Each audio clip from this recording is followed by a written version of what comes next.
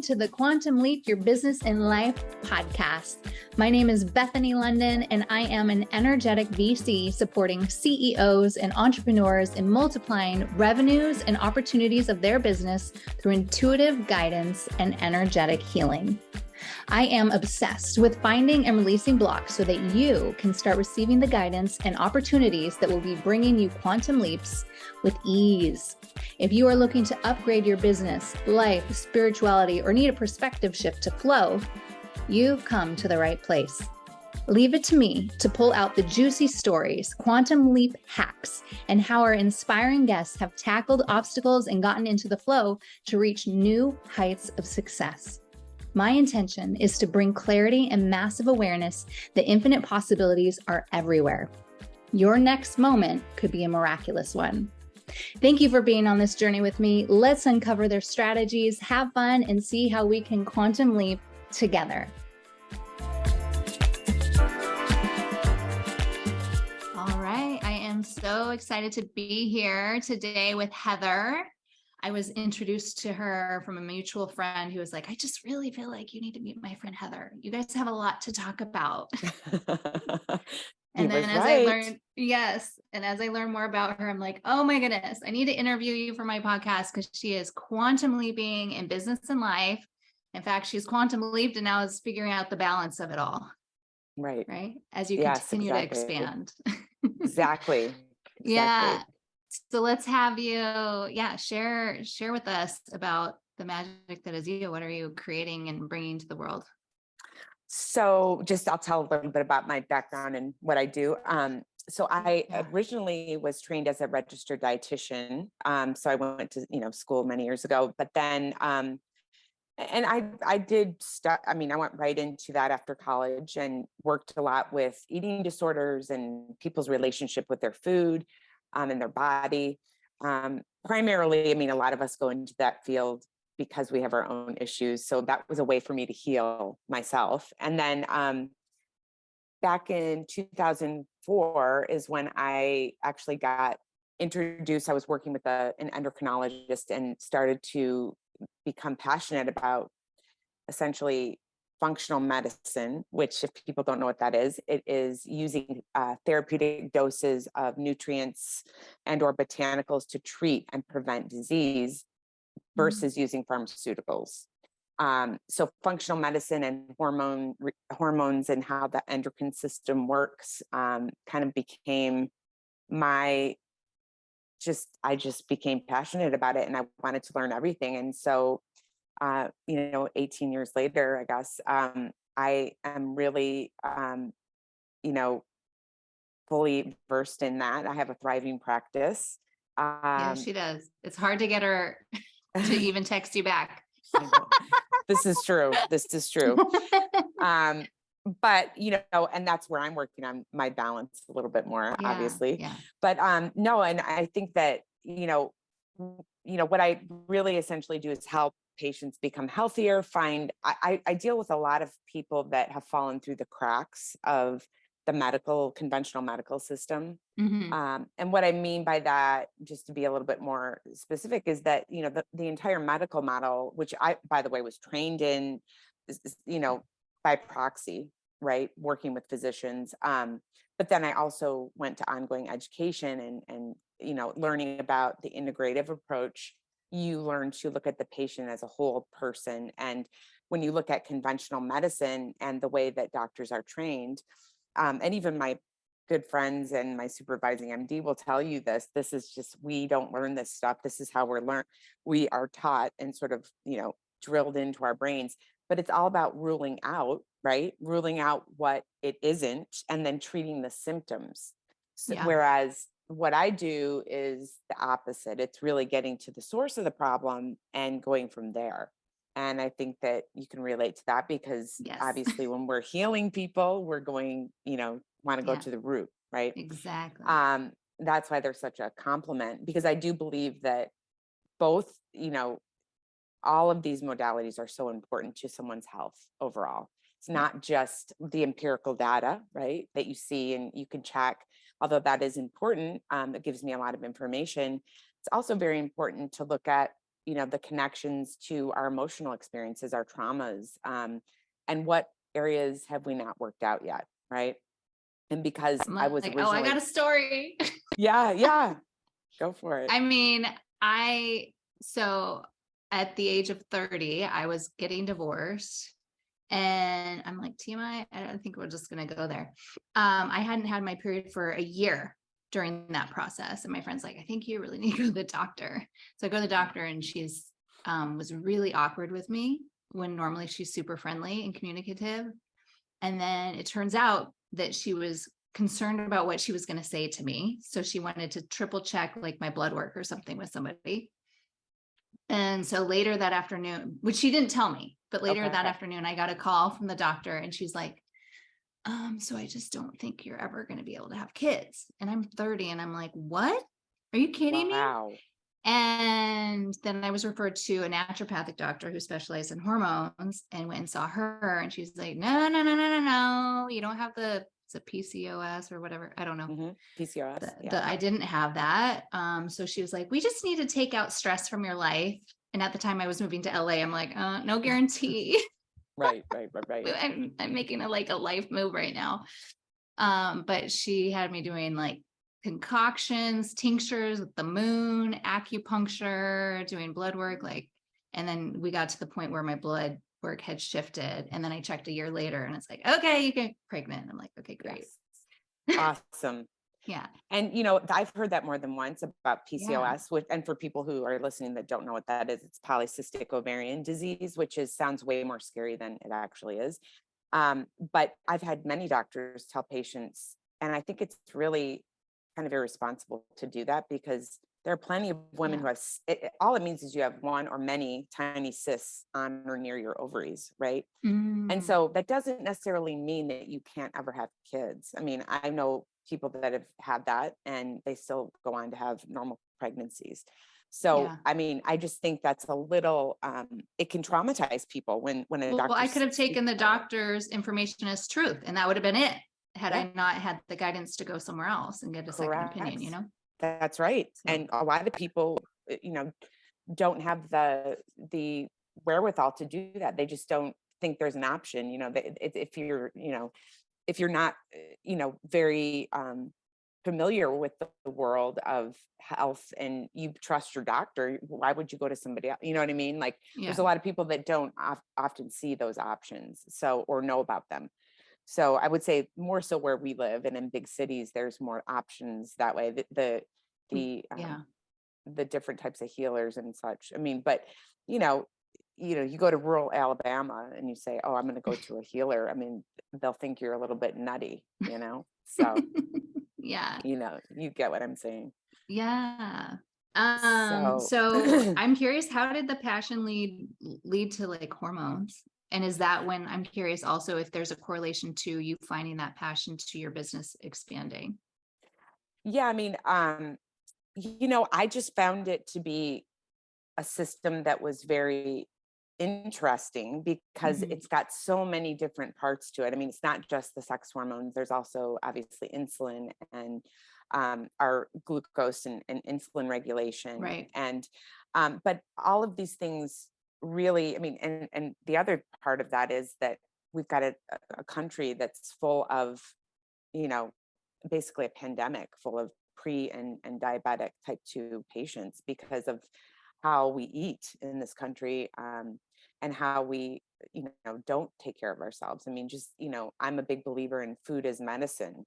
And if you're eating, 2 large meals, one of them fast food, daily, I mean, which is what a lot of people have access to, unfortunately, I mean, I think that, you and I both know that our clientele is a little bit more perhaps savvy and learned, in terms of they just are more well educated.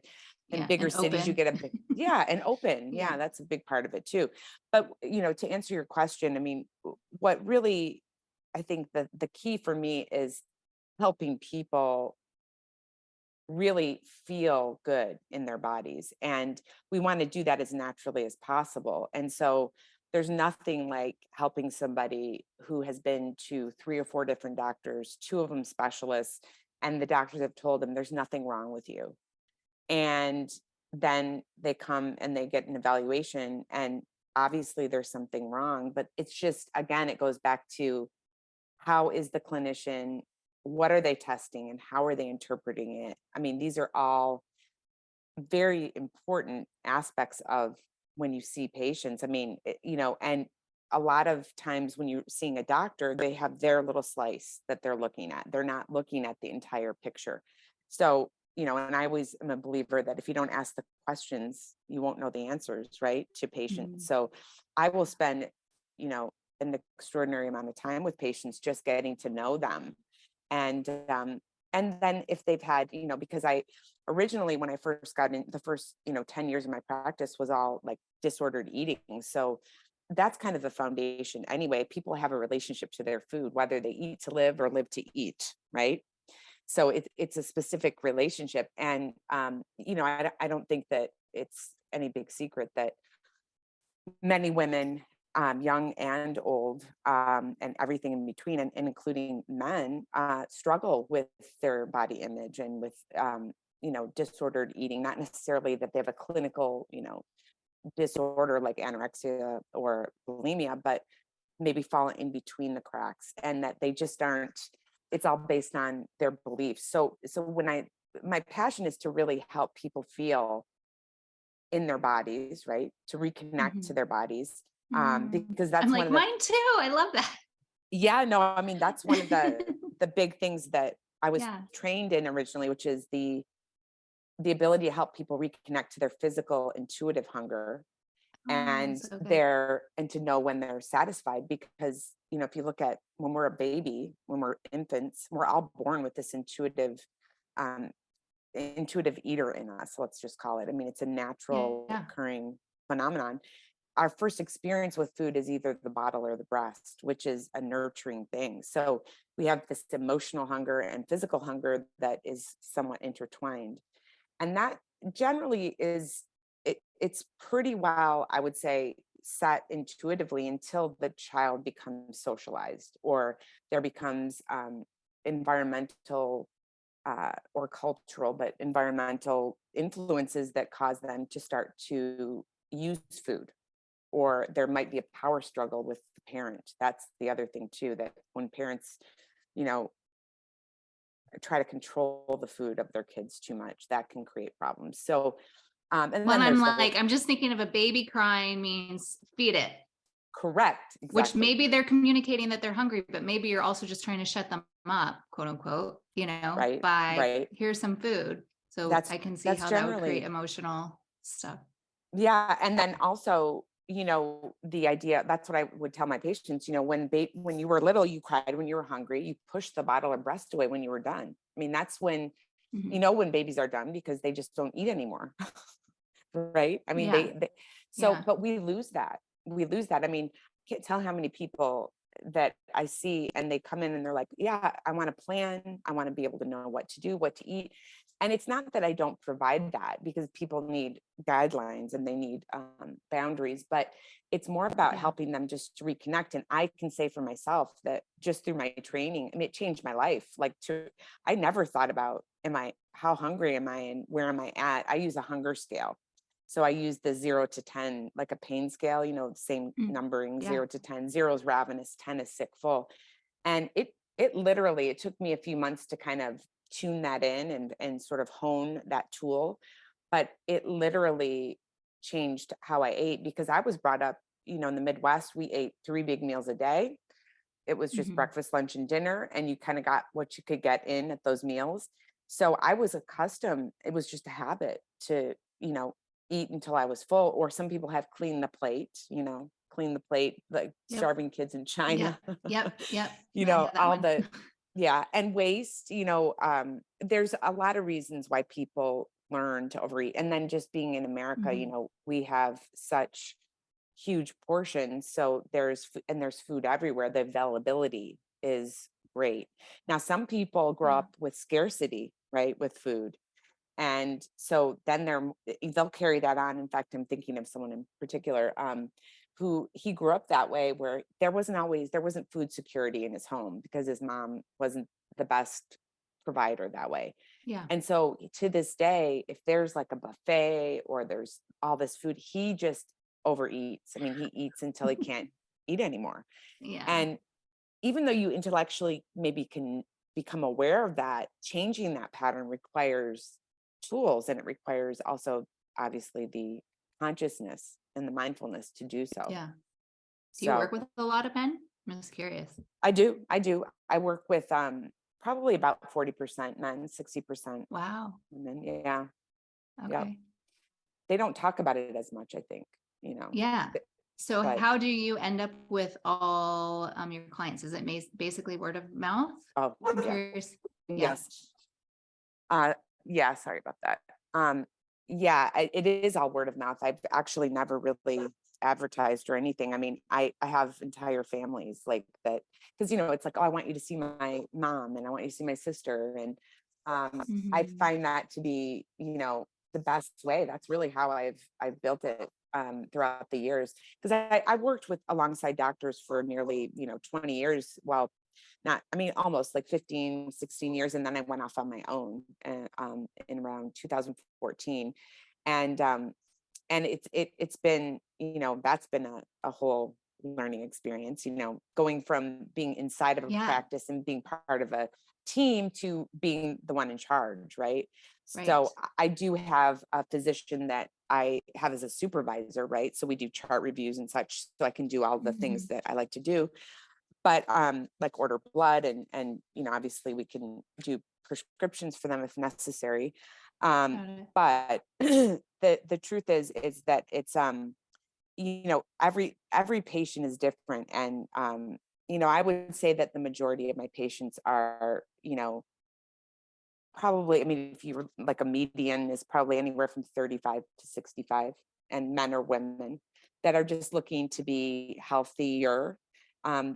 Some people are sick, but, or they come in with diagnosis, but a lot of people just, or they're not getting the answers. They're not getting, they feel like Yeah. something's off. They know their bodies. That's the other thing, is like, I really do trust my patients, like they've had doctors tell them, oh, it's all in your mind. And when I Oh tell them, no, goodness. it's not, and they'll Yeah. be in tears because they feel like, my gosh, I knew Mm. something was, off.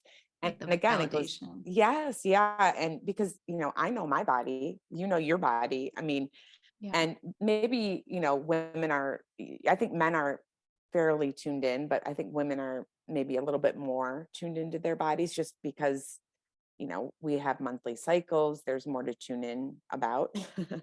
Mhm. We just have more complex hormone systems. So, Right. um, I think that there's a lot of elements involved in treating patients, and no two people are alike. I think that's the bottom line. So I'm curious about your journey of starting. So leaving the team to starting on your own. Did you just start reaching out to people? What was that process like? You like building it, you mean, my practice? Mhm. Yeah, Yeah. in fact, well, I had been working in the Palisades for about 6 years, running, sort of in charge of this doctor's program and her hormone program. And I saw a lot of nutrition and hormone patients there. And I had wanted to leave for a while. It wasn't the best, healthiest environment. There's always something in Yeah. environments when you go in. And it just was like, happened over a weekend where I just finally just made a decision. And I did have a friend, like a colleague, who wasn't didn't have a practice, and he was sort of an independent MD. So I asked him, would you be my supervising physician and, work with me with these patients? Because basically I had all these relationships with the patients up in my practice in the Palisades. So I essentially called them all in, that Monday, and said, listen, I've left. I'm no longer there, and I would love to continue to work with you. So I really did bring that Okay. clientele with me, because I had been working with them for 6, 7 years. So did And you have like a breaking or a turning point for that, like that leap? I did. I did. Okay. I had just finally had, it was just enough. And there were other things, Yeah. when it's all silly drama, but I mean, I Yeah. just didn't want to get involved in There's it. I was done. Um, done.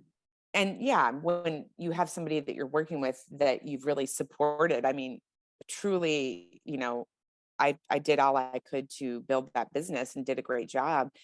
But when somebody starts to try to undercut you and starts, canceling appointments and things like that, it was like, what am I doing here?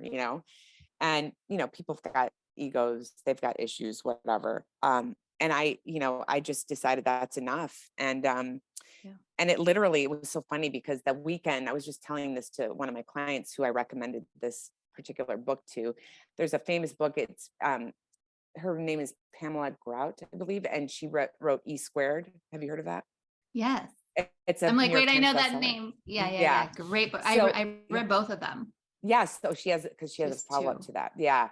And it's a Mhm. great book for people who don't understand the concept of manifestation, right? I mean, that's Yeah. why it became a New York Times bestseller. I mean, I thought it was spelled out. So I had given it to one of my clients. Actually, I told him to, get the audio, download the audiobook last week. And I was telling him, that weekend I did one of the first exercises that I did was in that book. And it was like, I wrote in there to, you know, have my own practice. And it was like, it all transpired within like a few days. So Yeah. that I know. So that was a quantum leap that, Yeah. even though I was thinking, yeah, I want to get out of here, I didn't, it just kind of happened. And so Yeah. I just, and all the things came into place. I was able to find an office to sublease to start seeing patients. And then from there, it just grew. So I was very fortunate. And even some of the patients that didn't come with me or, follow me ended up following, whether it was a year or two later, because they Mm. knew that, I mean, they really did value what I did and how I worked. Yeah. And I really focus on the relationship with the patient, and I'm a good listener, and I also know what I'm talking about. So, um, I think that trust is an important part of this, right? Anytime you see somebody that, um, especially when you're dealing with their vulnerabilities, whether it be Mhm. physical health or emotional health, yeah, or both. I feel like sharing this. I heard this, I think it was yesterday, and I loved it because as an energetic healer, service, you and I are both offering services. So, but Right. there's also the back end of servant or servitude. So service, apparently, I'm like, I love Hmm. this, is the energy of love and joy, Hmm. because you don't even know that you're in service when you're doing it. It's just like Yes, so natural and beautiful. that's right. And when you're in service from like a forced place, it's more of the servant energy or the servitude. And so Yes, that's like energy that needs to be cleared because, yes, yeah, 100%. I couldn't agree I thought that more. was so cool yesterday when I'm like, yes, I love that. Yeah, I mean, I think that I mean, you can attest to your own when you're in your zone, so to speak. I mean, Yeah. it's like no time, right? And So people are feeling that love from you. They're feeling the compassion from you. yes, So from that, I can see why it would be so expansive. yes, yeah, Yeah. that's, I mean, you have a client that you connect with that way. It's like that's invaluable currency because it's authentic, right? And it's not about getting anything back. It's really truly about offering up what you can by being a receptacle to listen and to understand and to have empathy, but then also to help them affect change if need be. So Yeah. I think that that is love and joy, Yeah. you know, in Oh my practice. goodness. So good. Well, and like she's built this beautiful business, thriving business, and she's done it with not through social media. Like I I know. think I looked at her Instagram. I don't think she's posted in like a year or two or three or Yeah, two. I don't it's a know. while. Yeah. It's Um, been some time. Although I'm supposed to be doing that more. Like, my girlfriend reminds me, just do it every day. Like after you see a yeah, client, just like you drop know. a little. And I Um, think it's good to keep that connection with people, like, and yeah, keep yourself up to date. But, because there's so much to share. It's just that I'm often seeing patients back to yeah. back all day. Well, So and I'm really looking to portray to whoever's listening that like how natural it is, yeah. how natural it can be, Oh my you know? gosh, so natural. I Yeah. mean, the quantum leaps, right? In business Hmm. and building and expanding. I mean, it really, Yeah. I think one of the most important things, I was interviewed not too long ago for this online magazine. They were asking me, what is advice? What are three things you would give for advice to new, someone who's starting their own business or someone who's Yeah. building something? And one of the first things is love what you do. I mean, really love what you do. If you don't have a vested interest in what you are, providing or selling or involved in, it's going to fall flat. I mean, people feel that. So having a passion, I mean, and that seems obvious, but a lot of people don't follow that. They're looking Yeah. to make more money in a particular job because of, it's a higher paying job. But if so I think that that's one thing. I'll tell you the other two if you want to.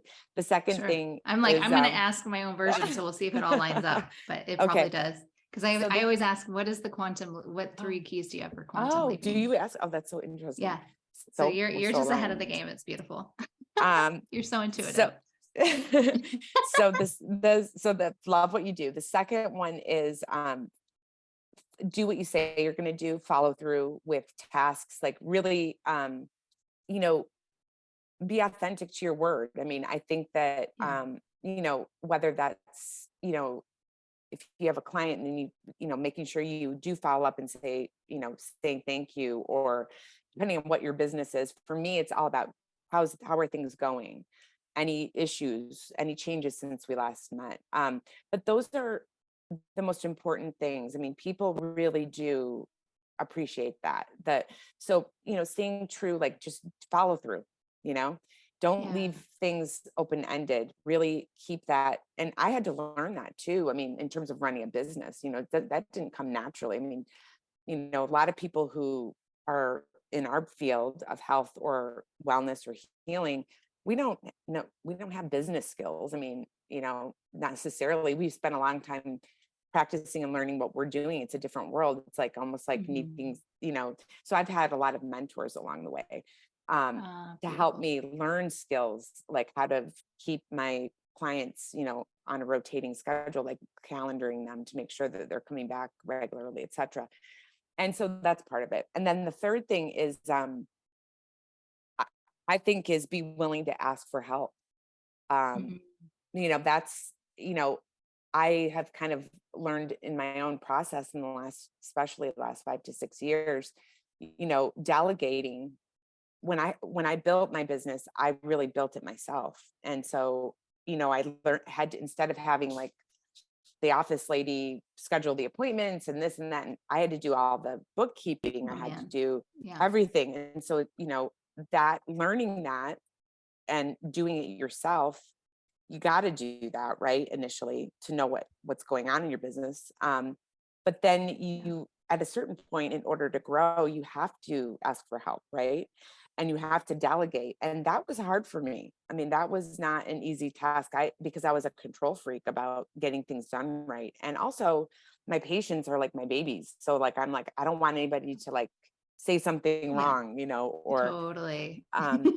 so that was a process. And even my first assistant that I was working with, she said, you got to let go and let me just trust me a little bit. And she helped me because she could see I was withholding Oh, a little bit.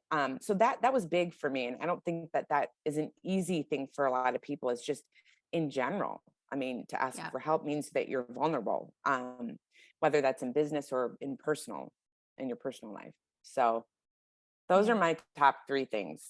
I think hard work, is part of that following through, Going through.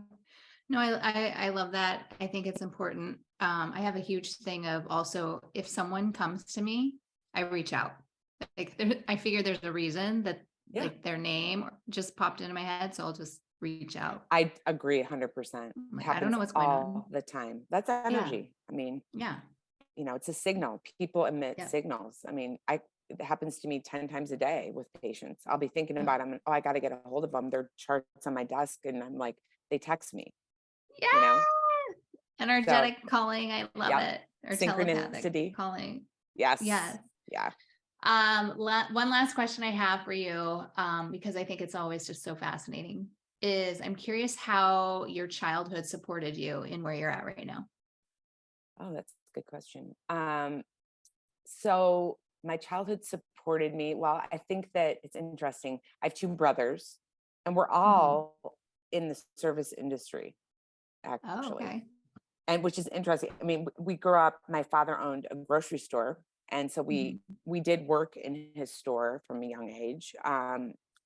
So I mean, that's just sort of logistically, I'm thinking that I learned about service and customer service, and Hmm. being of service. And it was definitely my nature. I mean, not everybody is cut out for that. Trust me. I mean, there are people that just should not be, interacting with patients. But Yeah. they're great at doing other things, right? Right. Right.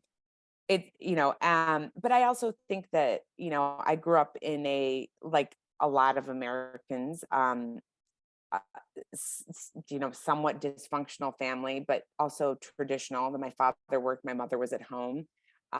There was definitely some alcohol abuse in my home. So that created a sense of, I think, anxiety and insecurity in myself. And just Hmm. also that, if you look into, I mean, if people listening, I mean, I've done so much work in this area and have, obviously, like being a adult child of an alcoholic, you learn that it's hard for us to ask for help because we had to take care of everything and manage it Hmm. ourselves when we were growing up. So to give that power up is also hard. So that's part of why I think my path was to learn to ask for help and not Got it. say I can handle it. I got it Right. covered. And also to reprogram my thinking, because when you grow up in an alcoholic home, you're always waiting for the other shoe to drop. I mean, it's just kind of how people grow up. And if Yeah. you Walking are on listening to, eggshells. yeah, all Yeah. of that. And if you've Hmm. grown up that way, you know exactly what I'm talking about. You can't really explain it to people who've never experienced it, because it's just their normal.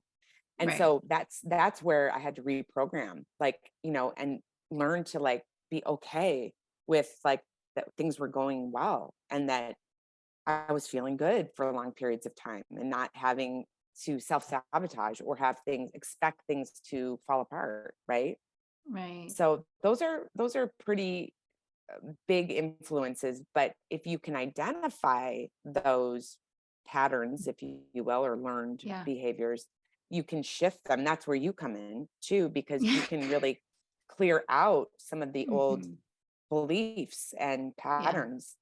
You know, it's I think that all of our choices are based on that. What are our underlying beliefs and values, right? Totally. Yep. Yeah. So Cool. yeah, Thank you so for sharing that. I'm like, yeah. yeah, I was married to an alcoholic, so that's how I know that Ah, one. oh, okay. So you know the whole I situation. Yeah. know. Yeah. So fun. Yeah. So much Oh, fun. so many lessons learned. So Yes. grateful. And that's the thing. And yeah. You just want to keep learning. I mean, I do. I mean, Mhm. Yeah. I am insatiable that way. And I Mhm. feel like some days I don't know anything. And other days I feel like, wow, this is what wisdom is like, as you get older. Like, you actually Yeah. understand wisdom, because you wouldn't have the knowledge without having all those years The experience. So, experiences. Yeah. but you just have to, keep pushing forward. And I think all about, paying attention to your inner voices, like your inner talk, self-talk, Yeah. because most people, if they are aware of it, they don't do anything but just listen to it, right? And even when I work with people with eating disorders, I use the model of the little child in us, okay? Yeah. Like our little girl or little boy, that they're doing a behavior to cope because they learned that as a way to cope, but as an adult it's no longer working for us, right? So, but they keep finding themselves in the same situation over and over, because they say, well, yes, I know this, but and it's because they have no tools to deal with that. So it's literally, in my experience, it's about developing a relationship to that part of yourself. Because for years, in my own experience, I tried to get rid of that voice. Yeah. Like I wanted to cut it off or get rid of it, but that's not I had to actually sit down with it and say, okay, we got to have a relationship. That's Yeah. right. That's right. So, it's powerful stuff. It's powerful stuff. Totally. Love the inner child work. Yeah. Well, thank you. I think you guys can all see what a caring, compassionate soul Heather is and why she affects so many people in such beautiful ways. Thank you. And yeah, so blessed to have you on the show today.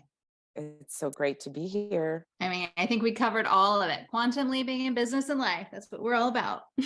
Yes. Quantum leaps. Believe in it. I mean, you don't have That's a huge part of it right there. Believing in it, the possibility. Yeah. Yeah. Don't think about how it's going to happen. Just believe that if you can see it, right. And you can, you can feel all the aspects of what that is going to be like. It can happen in a day or a month or a week. I mean, there's no limit, and you don't even have to know how, because the universe will take care of that. Right. Yes. Infinite possibilities in every moment. So Agreed. Good. All right. Well, you are amazing. Thank you so much for having me. It was so fun. Thank you so much for listening to today's episode. If you loved what you heard, be sure to subscribe and let me know by leaving a review on iTunes. It fuels me to keep bringing you more juicy guests. And if you aren't already following me on social media, check out @Bethany Londyn on Instagram, LONDYN, that's the cool factor, or go to bethanylondyn.com for healing opportunities, courses, and additional thoughts. And don't hesitate to create some IG stories tagging me and our guests with your favorite quotes so we can reshare them. I can't wait to connect with you in the next episode. And in the meantime, wishing you that quantum leap.